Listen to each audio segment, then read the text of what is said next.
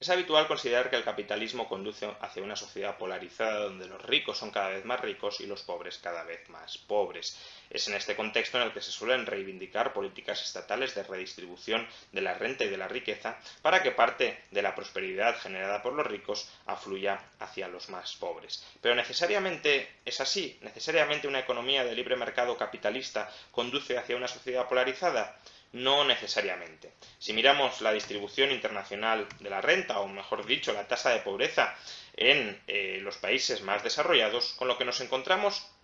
es con que hay un país que los liberales solemos colocar como ejemplo de capitalismo de libre mercado, de capitalismo bastante próximo al libre mercado desde, además, muchas décadas, un país pacífico, un país que ha respetado la propiedad privada, un país que ha respetado los contratos, un país que ha promovido el ahorro de sus ciudadanos, un país que ha tratado de mantener en línea la fiscalidad tanto de los suyos como de quienes le llevaban los capitales de fuera para ser protegidos en ese país, un país que ha cuidado la estabilidad monetaria, un país que ha cuidado la privacidad también bancaria, que es Suiza.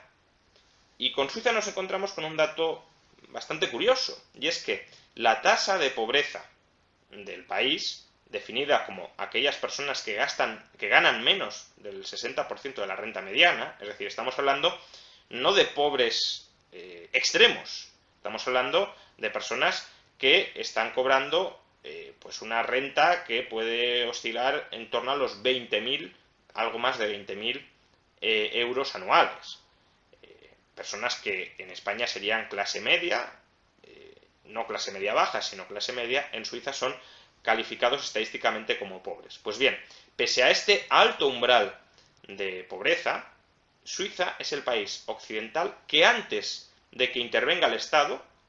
antes de redistribuir la renta y de aplicar los impuestos, tiene una menor tasa de pobreza, una menor incidencia de la pobreza. Menos del 20% de su población, o alrededor del 20% de su población, ganan menos del 60% de la renta mediana del país, es decir, menos de unos 20.000 euros anuales. Es la franja roja que observamos aquí. Vemos que en todos los otros países la tasa de pobreza, repito, como definida como aquellos que ganan menos del 60% de la renta mediana del país, es sustancialmente más alta, entre el 30 y el 40%. Pero en Suiza está en torno al 20%. Y además observamos que una vez el Estado comienza a practicar políticas de redistribución, después de aplicar impuestos y de aplicar transferencias sociales, la tasa de pobreza en Suiza prácticamente no se reduce. Es decir, la política redistributiva del Estado en Suiza es prácticamente nula. Les cobra los impuestos a los mismos que les termina devolviendo el dinero que les ha quitado previamente con impuestos. Prácticamente el número de pobres, definidos como aquellos que ganan menos del 60% de la renta mediana, no se reduce. En cambio, vemos que en otros países, primero, la tasa de pobreza antes de impuestos y transferencias sí es mucho mayor, y que la reducción como consecuencia de las políticas gubernamentales sí es también sustancialmente mayor. Por ejemplo, los países nórdicos suelen ser un ejemplo de esto último. Suecia, Finlandia, Noruega, Dinamarca, Islandia también se le puede incluir en esa liga, tienen tasas de pobreza antes de impuestos y transferencias que no difieren mucho de, por ejemplo, las de Estados Unidos, pero en cambio consiguen, a través de una muy intensa redistribución de la renta, consiguen reducir esas tasas de pobreza. El problema que lo verdaderamente interesante no es reducir las tasas de pobreza después de impuestos y transferencias, sino antes. Lo verdaderamente interesante no es que tengas capas de la población que sean ultradependientes de las políticas redistributivas del Estado, sino contar con un marco de oportunidades en el que la mayor parte de la población pueda prosperar por sí misma sin necesidad de encaramarse al presupuesto gubernamental. Y esto los países nórdicos no lo han conseguido a pesar de la enorme redistribución de la renta. A pesar de que supuestamente están generando un clima de igualdad de oportunidades, donde esas oportunidades deberían emerger y deberían llegar a los estratos más pobres de la sociedad, vemos que antes de impuestos y de transferencias, su tasa de pobreza no es sustancialmente distinta de la de Estados Unidos, un país que se suele colocar en la antítesis de la igualdad de oportunidades. Y en cambio en Suiza, país que redistributivamente tiene muy poco impacto, porque como vemos la tasa de pobreza antes y después de impuestos y transferencias no varía, Suiza está consiguiendo atar la tasa de pobreza antes de políticas redistributivas en niveles muy bajos. ¿Y esto por qué es así? Bueno, ahí ya tendríamos que entrar en un estudio mucho más de campo, pero tengamos presente dos circunstancias. Una, Suiza ha promovido verdaderamente y desde hace décadas un capitalismo popular, ha promovido una sociedad de pequeños propietarios donde las personas suelen tener casa en propiedad, suelen tener tierras en propiedad, ya sea en propiedad privada o propiedad comunal de los habitantes, y suelen tener también seguros sanitarios propios y suelen tener también planes de pensiones propios. Es decir, son personas dueñas de su propio destino. Suiza, además,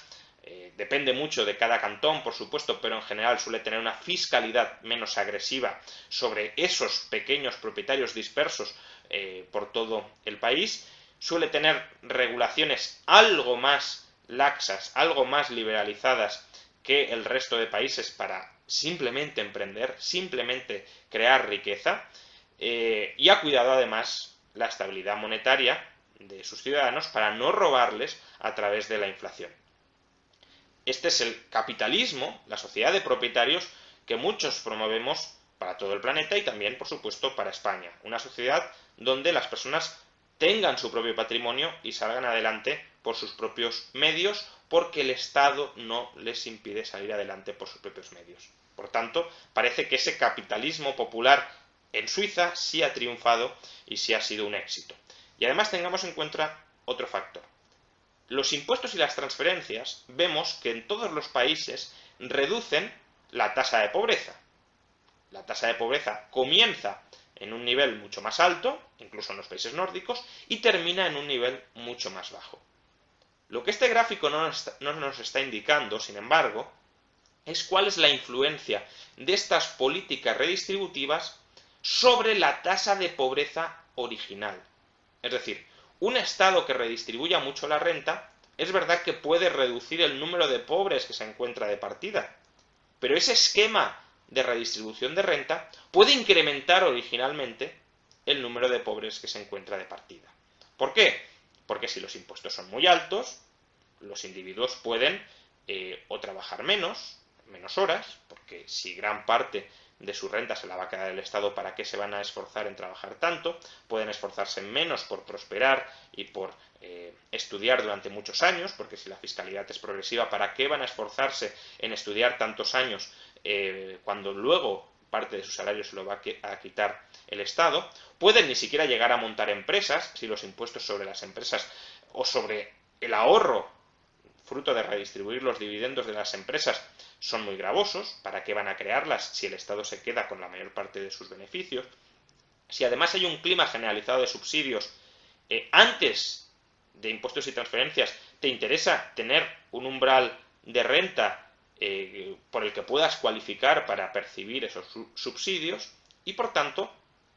lo que quiero decir es que el establecimiento de impuestos, es decir, el establecimiento de penalizaciones sobre la generación de riqueza y el establecimiento de subsidios a la pobreza, es decir, la subvención a que la gente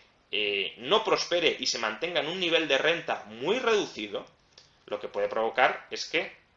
antes de impuestos y transferencias, es decir, no como consecuencia de la aplicación de esas políticas, sino simplemente por el anuncio y por la expectativa de que esas políticas van a estar operando, la gente